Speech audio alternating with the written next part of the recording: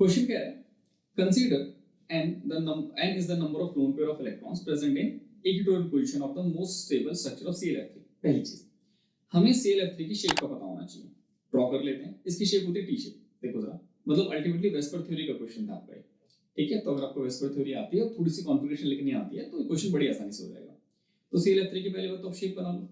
ClF3 आपको कुछ ऐसा नजर आता है, ठीक है। और इसके अंदर जो इक्विटोरियल पोजीशन आपकी अवेलेबल है, वहां पर आपके पास होते हैं दो लोन पेयर इलेक्ट्रॉन। मतलब n कितना हो जाएगा मेरे पास?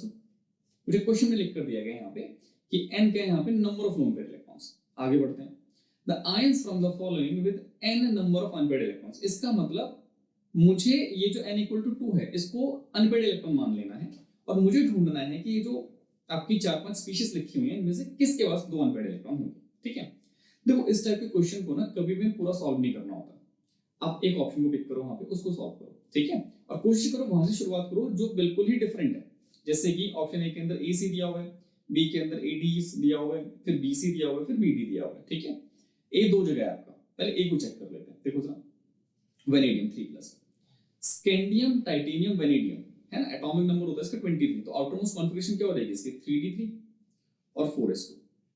आपको 3 इलेक्ट्रॉन निकालने हैं, तो ऑफ कोर्स आप आउटरमोस्ट निकालोगे। तो 3 के लिए पहले मैंने s के 2 निकाले, 0 हो गया। अब एक और निकालना है, तो एक कहां से निकालूंगा? मैं D से निकालूंगा। तो मैं D से जैसे एक इलेक्ट्रॉन निकालूंगा तो 3D2 बनेगा, ठीक है। अब 3D2 का मतलब सिचुएशन आपकी कुछ ऐसी सी बनेगी। यहाँ पे देखो जरा, 1 और 2 अनपेयर्ड कितने आ गए? यहाँ पे n = 2 आ गए, खत्म। इसका मतलब या तो मेरा ये वाला ऑप्शन 1 ठीक हो सकता है या फिर B ठीक हो सकता है, ठीक है।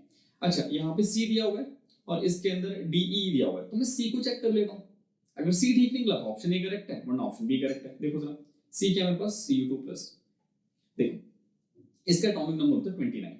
कॉन्फ़िगरेशन क्या होती है इसकी? 3D9 4s2, ठीक है। मैं मोस्ट स्टेबल वाली नहीं लिख रहा हूँ, लिखोगे तब भी सेम ही आंसर आएगा। 2+ का मतलब है 2 इलेक्ट्रॉन निकाले जाएंगे। कहां से निकाले जाएंगे? 4s से, क्योंकि आउटमोस्ट तो वही है, बचा कौन? 3D9। अब 3D9 फिर से लिख के देखो इसको जरा एक बार। 1 2 3 4 5 6 7 8 और एक 9, यहाँ जगह नहीं बची, ठीक है। ध्यान से देखो जरा, यहाँ पे ये मेरे पास क्या हो गया? एक अनपेयर्ड इलेक्ट्रॉन आया। n कितना है मेरे पास? यहाँ पे 1 आया। That's it. ये गलत है, C गलत